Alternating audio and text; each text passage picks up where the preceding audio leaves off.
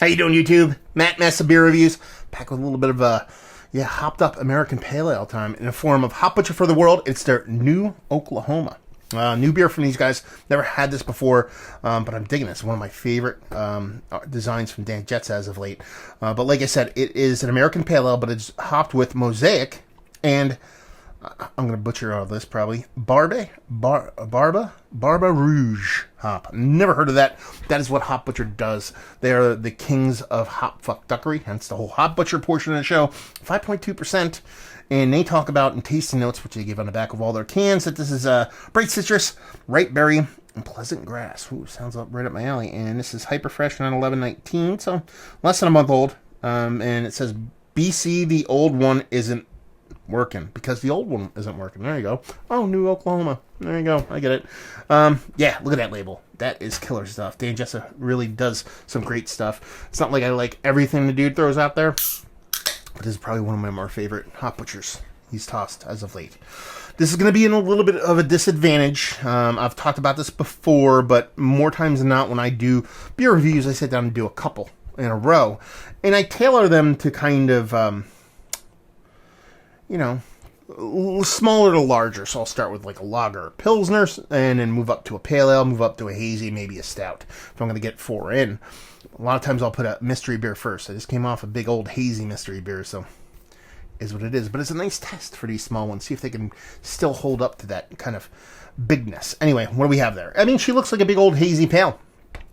You know, she's got a rich creaminess to it, although it has a little bit of kind of rocky, lacy, soapy edges to it already. And a nice, rich haze, especially for a 5 and change hopped up pale. Let's get a nose. That smells awesome. It has that green thing on lock. There's something else in there. I don't know if it's anything on here. Bright citrus, of course, because it's a hazy, ripe berry, sure. I mean, that pleasant grass is in there, but there's something else to it on top of that, and I just can't peg it right now. There's like a richness. It's like an over-ripened kind of tropical fruit, but to the point where it's so ripe, it's kind of not as sweet anymore, if that makes any sense. It smells good, though. It smells quite good. Yeah, that grass is really coming through. That's probably the predominant note for me on there, and it comes off as that kind of fresh walking behind a mower kind of vibe. So let's dive in. Cheers.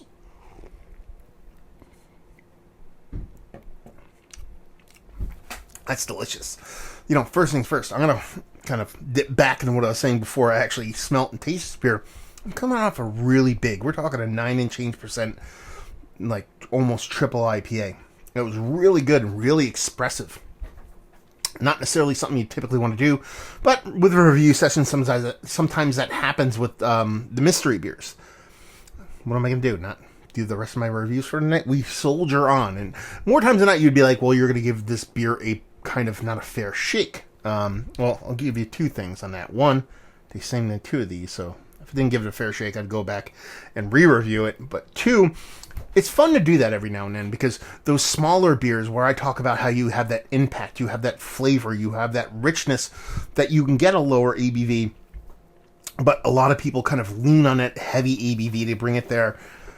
This is kind of a testament to that. Is it as big as that huge 9% double IPA? No, not in mouthfeel, not in impact hop-wise, or even just across the board impact, but it's damn close.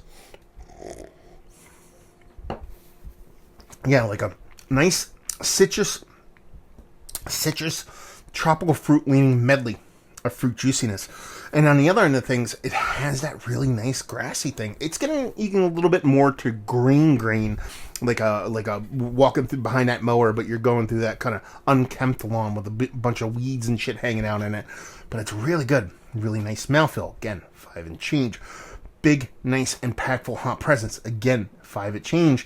And it's got a really, the mouthfeel's there. Everything's there. It's got a nice sweetness to it, but it's not over the top. It's really drinkable, but at the same time impactful. It's got a bit of dryness going on, so you want to go back for more. I mean, it really is kind of getting slowly eking into a kind of sessionable version of a hazy pale. Sure, it's a little bit above that. It might be reaching for that one. But when you put this up against something as big as a beer that I drank just before this, it kind of makes you think, I really did enjoy that other beer quite a bit, but sitting this one next to that one, this being essentially half ABV-wise what the other one is, and not nearly close to half, eking not even like a third less or a quarter less. It's very close to that other one. This is where my loyalties lie. And you guys know that. I get in that soapbox all the time and talk about it.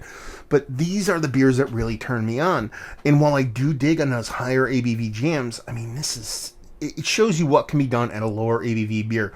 This is new school haze. This is what everybody kind of wants and digs for nowadays, especially in these New England style IPAs, this big old hazy fruit juicy bombs, and you're getting this in a tight and tidy package that just gives you everything you want, but leaves room for you to actually drink a little bit more. So I really like this, obviously. I mean, this is no secret that I'm a fan. And that's pretty much it. There's really not much to it. I mean, I get the soft berry thing more in the nose now than actually in the taste. It's that citrus, a little bit of tropical fruit in the mouth. That berry's starting to come through a little bit. Maybe that hot burn from that previous beer is wearing off. And the mouth feels nice. It's not going to be confused with thick. But the way that green comes off and that grassiness comes off, it's got my heart tugging at those heartstrings. So, yeah, I'm a fan. Let's talk about it. Is it one of the better lower ABV hazies I've had as late? Yeah, might be Mount Rushmore status. Let's put it that way. Value availability, Hop Butcher.